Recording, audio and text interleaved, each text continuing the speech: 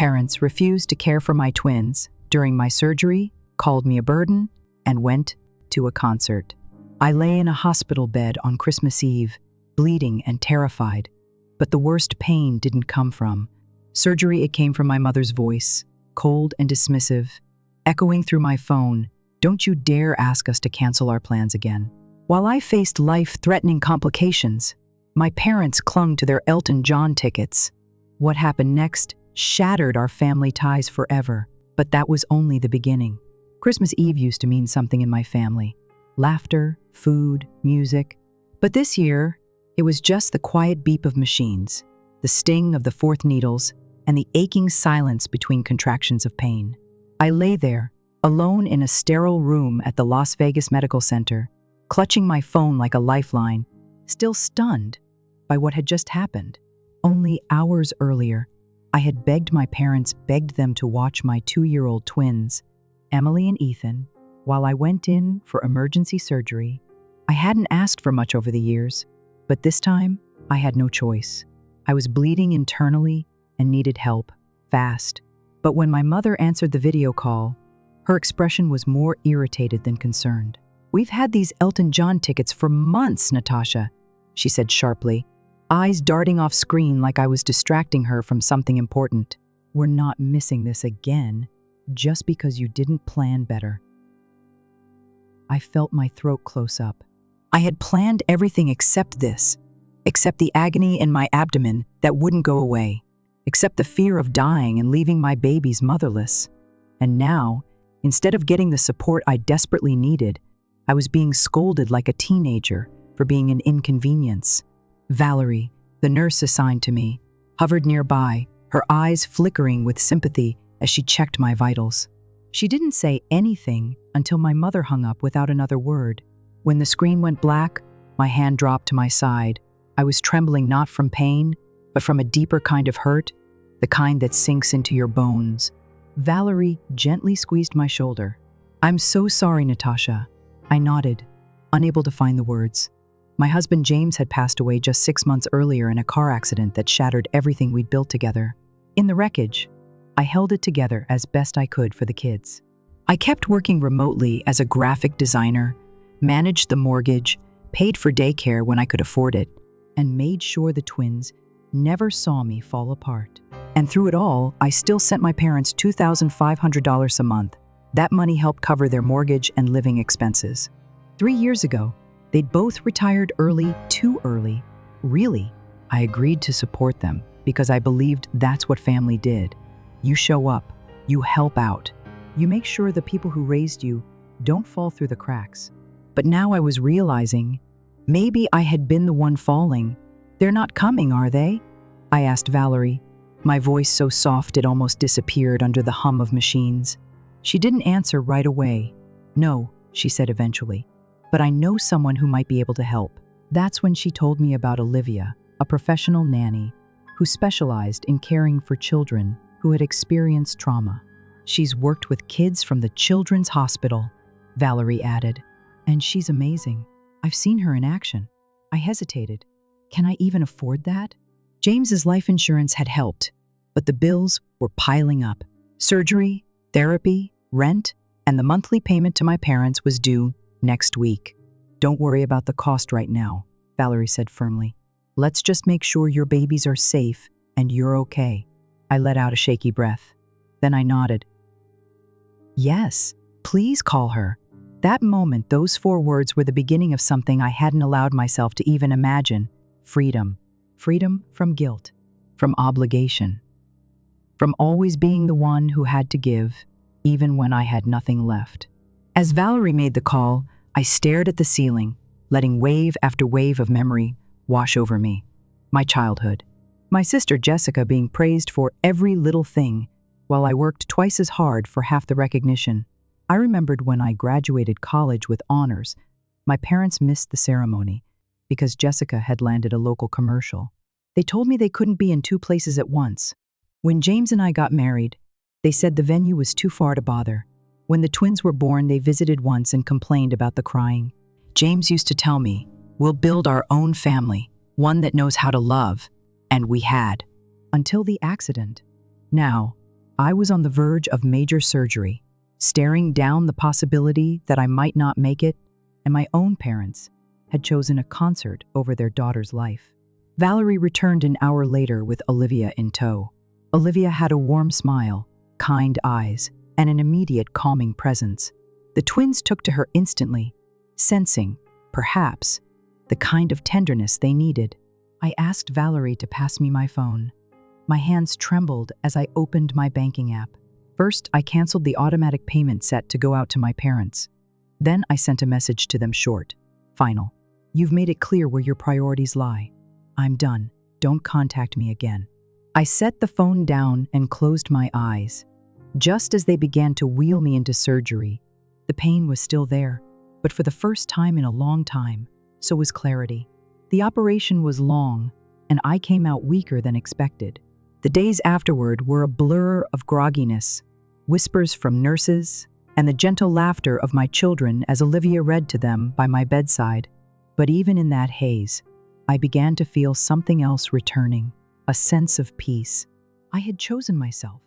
I had chosen my children.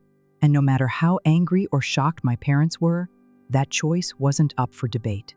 And then, 5 days later, as I began to regain strength, I picked up my phone and saw the damage. 27 missed calls, a dozen angry texts. My father's last message read, "You can't just cut us off. We've already booked a cruise next month. The tickets are non-refundable. Can you believe that? Not a single question about my health. Not one word about the twins. Just worry about a canceled vacation." That's when it really hit me. I was never their daughter in the way I had needed. I had always been a safety net, a paycheck, a burden when I needed anything in return. So I made a promise to myself. I would never let anyone, not even family, treat me like I didn't matter again. Back home from the hospital, the world felt different. Not because the skies looked clearer or the air felt fresher, but because, for the first time in my life, I'd set a boundary and meant it. The apartment was quiet, except for the soft babbling of the twins as they played on the living room rug. Olivia had stayed overnight again to help me settle in, her calm demeanor and steady hands making the transition easier than I could have imagined. I still moved slowly, every step tugging at the incision on my side, but I was healing, inside and out.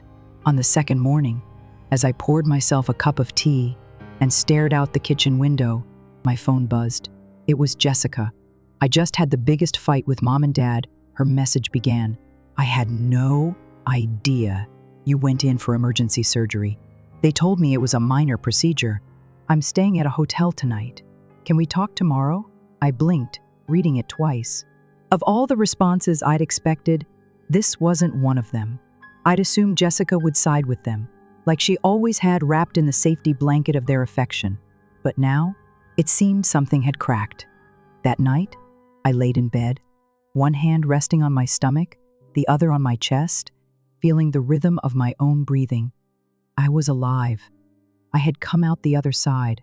And maybe, just maybe, I wasn't entirely alone. Jessica came over the next day, holding 2 grocery bags full of homemade meals. She looked tired, her eyes puffy from crying, but when she stepped through the door and saw the twins, her face softened. Emily ran up to her with cautious curiosity. "Hi," she said, clutching her toy giraffe. Jessica knelt down, opening her arms. "Hi, sweetheart. Can I get a hug?" Emily glanced at me. I nodded gently, and she wrapped her tiny arms around her aunt. We sat on the couch with mugs of chamomile tea. Jessica didn't waste time. "They told me you were exaggerating everything, that you were being dramatic," she said quietly. "But when I read your text and saw your discharge papers, I realized how much they've been twisting things all along. I didn't say anything. I didn't need to," she continued. "They've always made it sound like you chose to distance yourself, like you were selfish or ungrateful." I turned toward her, my voice calm but tired. "They've been rewriting the truth for years." Jessica's shoulders slumped. "I see that now." That simple admission, just 5 words, meant more to me than any apology from our parents ever could. We didn't fix everything that day, but something shifted. A fragile bridge, carefully built, plank by plank. Over the next 2 weeks, Jessica came by often. She'd bring groceries or spend afternoons playing with the twins, while I caught up on freelance work. The trust wasn't all the way there yet, not after a lifetime of feeling like a shadow in her spotlight, but I appreciated the effort. Then one morning, there was a knock at the door. My heart skipped a beat. Through the peephole, I saw them, my parents. My mother in her designer sunglasses and patent leather purse. My father in his pressed polo shirt, arms crossed in his usual posture of authority. I opened the door only halfway. "What do you want?" I asked, keeping my voice steady. My mother smiled too widely, the kind of smile that always meant manipulation was coming. "We've been so worried about you, Natasha. You haven't returned our calls." "We need to talk about this financial nonsense," my father interrupted, stepping forward slightly. "We had to dip into our cruise fund to make the mortgage payment." I blinked. "Are you serious?" My mother pressed her hand to her chest as if offended. "We've come to see how you're doing, of course, and the twins. But we can't ignore the financial strain you've put us under." It was all there again, the entitlement, the dismissal, the complete inability to see past their own inconvenience. "I told you," I said firmly, "I'm cutting financial ties." "But honey," my mom whined, "you promised to support us." "No, I offered to help while you transitioned into retirement. Not forever." My father's voice dropped to a low growl. "You're punishing us. You'll regret this when you need help and no one's there." My heart pounded, but I didn't waver. "You weren't there when I needed you most. You chose a concert over your daughter's life." Behind me, Emily peeked around the hallway, holding her stuffed giraffe. My mother's expression softened instantly. "Grandma brought presents," she cooed, crouching down. Emily didn't budge. She looked back at me, uncertainty written across her face. I gently stepped in front of her. "I think you should leave." My father started to argue again, but I shook my head. "You don't need to worry about money. I'll contact you if I ever want to talk. Not before." I shut the door slowly but firmly.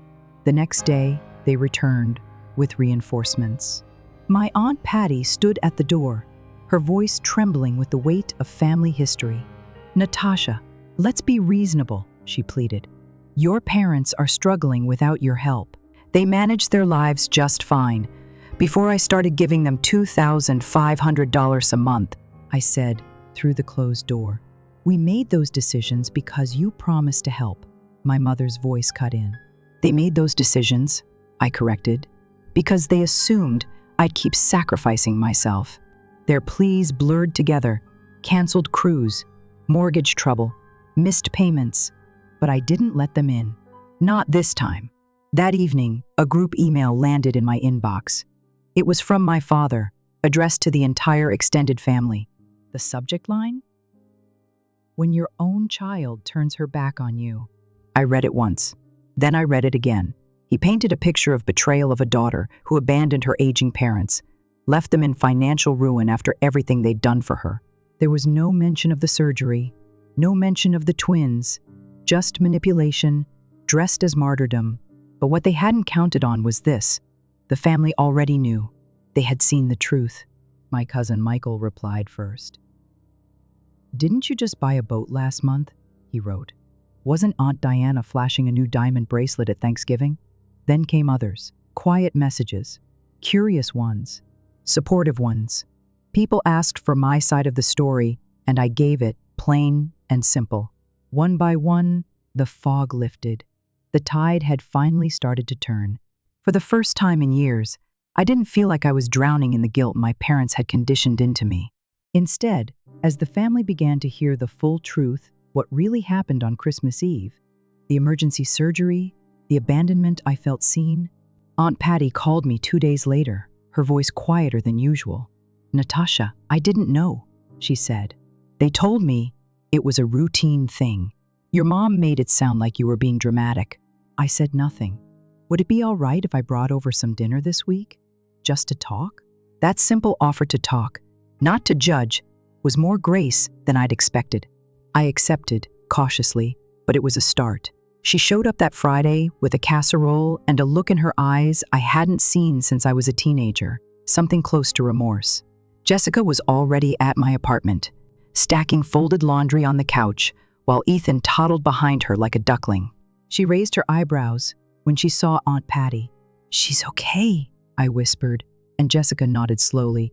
Over dinner, Aunt Patty really listened as I explained what had happened, how my parents refused to watch the twins, how they chose Elton John tickets over their own daughter, how they never once asked how my surgery went. I believed their version of the story, she admitted, but now, I don't know. Maybe I never wanted to see the truth. It wasn't an apology, but it was a crack in the wall. In the days that followed, other family members reached out. Some sent simple messages of support. Others shared their own experiences, small betrayals, favoritism, things that suddenly made more sense now. And slowly, a new picture formed. I wasn't the difficult daughter. I was just the one who finally stopped pretending everything was okay. But my parents weren't finished. About a week after Aunt Patty's visit, they returned to my apartment again, this time, not with smiles or guilt trips, but with a spreadsheet. My mother clutched it like it was sacred, while my father laid it flat on my kitchen table with an air of false dignity.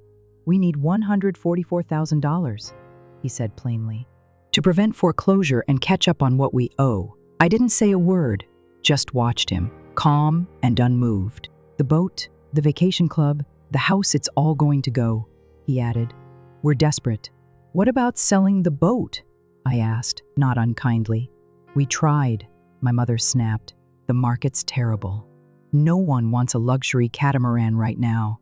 I looked down at the spreadsheet, at the color-coded cells and itemized debts, then back up at them. "You were spending like you had money." "We did because of your help," my father countered. "You promised to support us."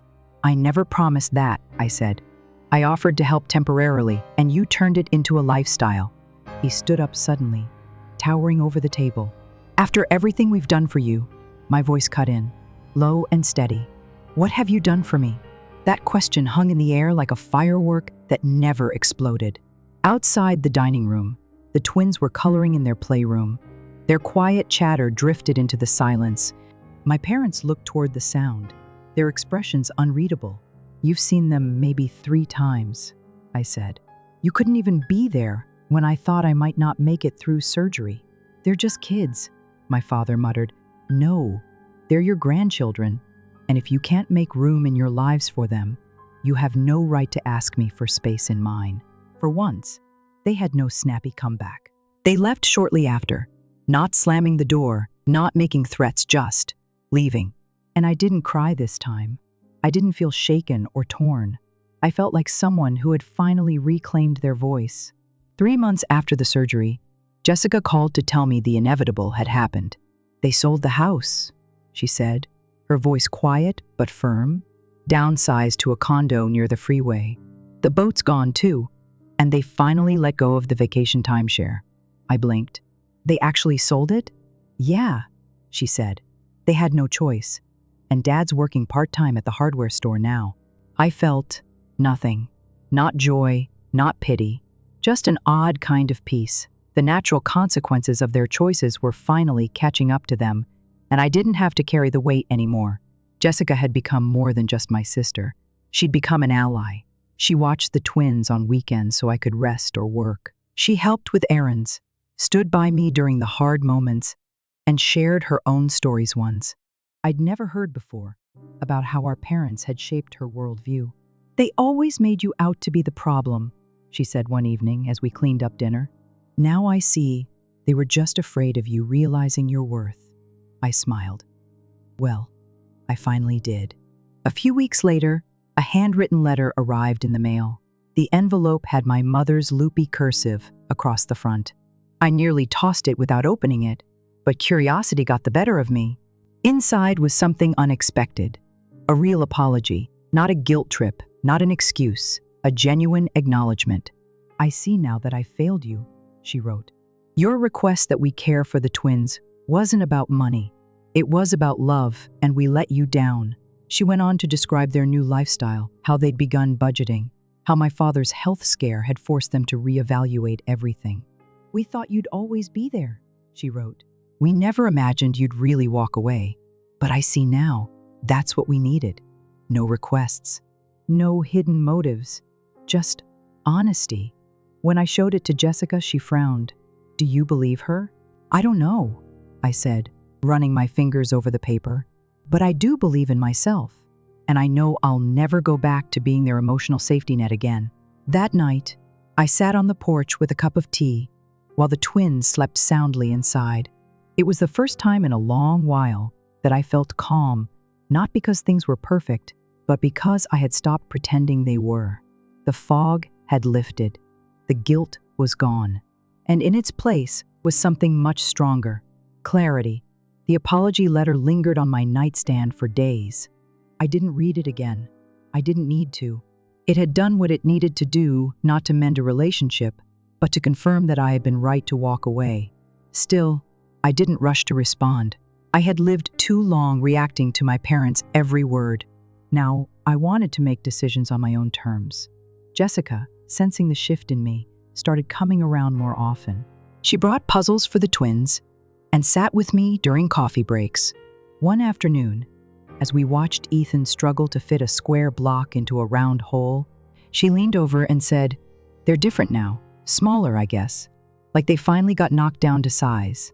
I didn't answer at first. Watching Ethan, I thought of how many times I'd bent myself out of shape, trying to fit into a version of family that never accepted me. I had spent years trying to earn their love, their approval, their attention, only to find out they'd valued what I gave them more than who I was. But now, there was peace.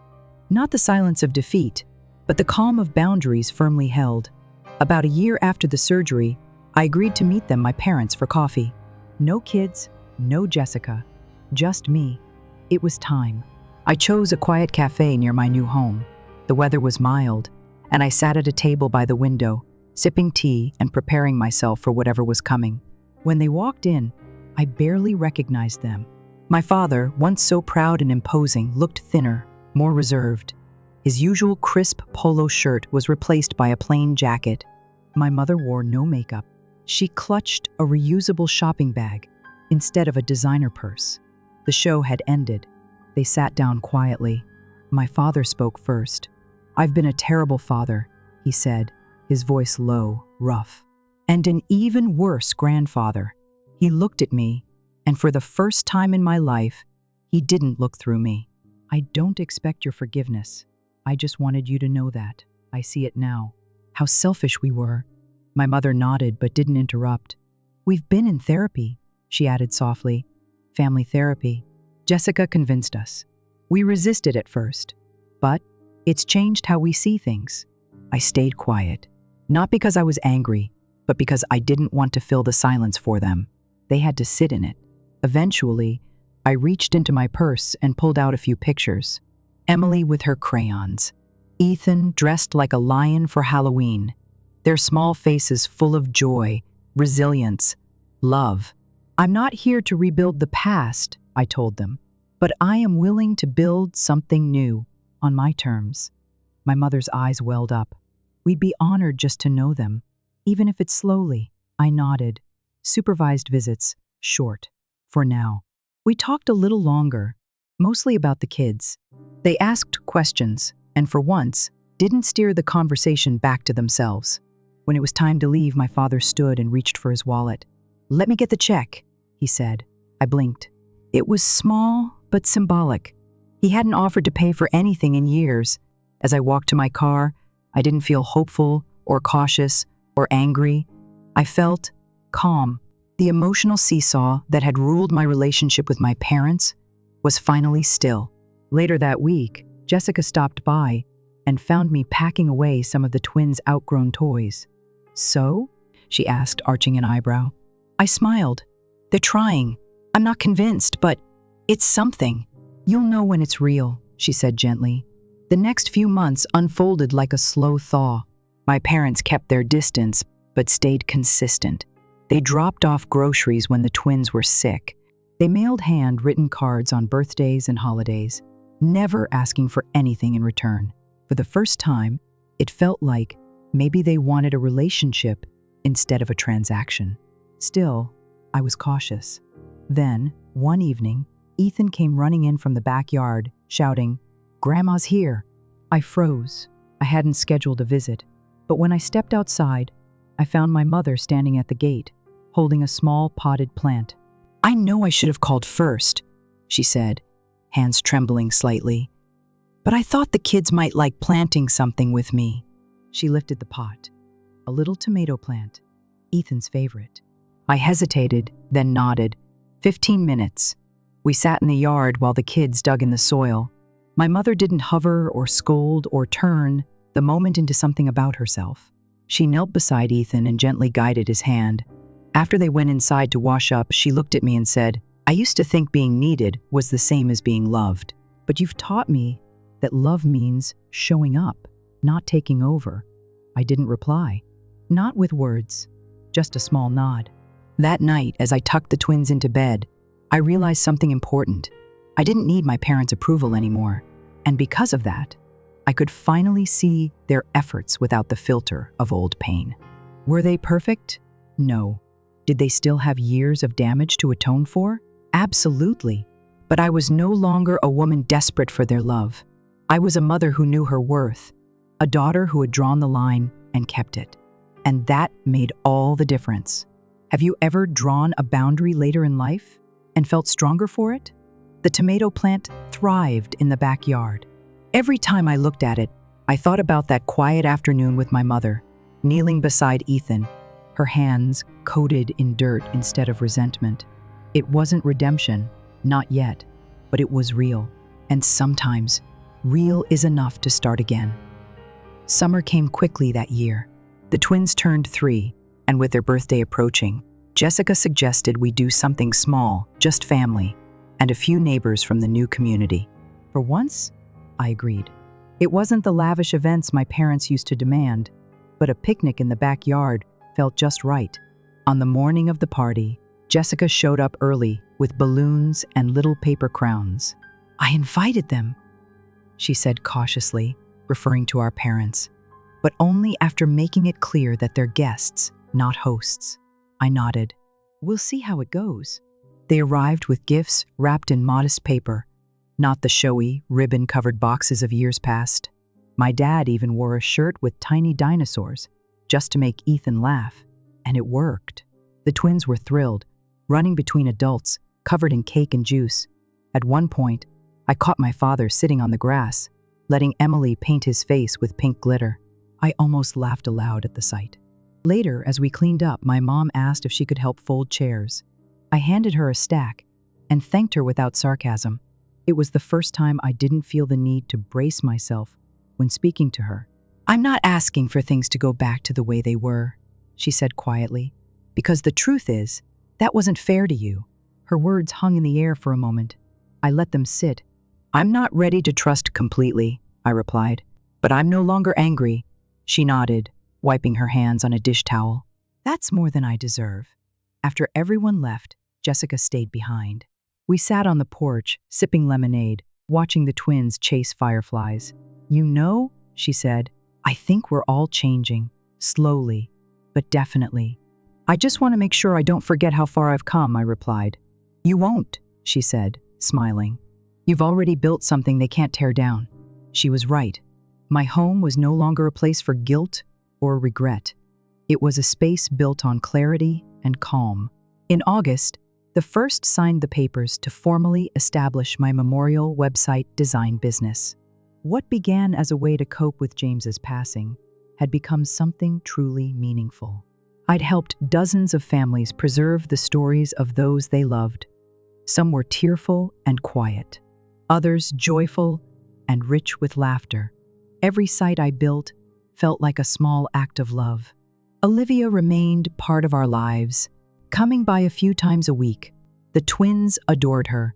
She even brought her own niece one afternoon, and the 4 of them spent hours building a cardboard castle in the living room.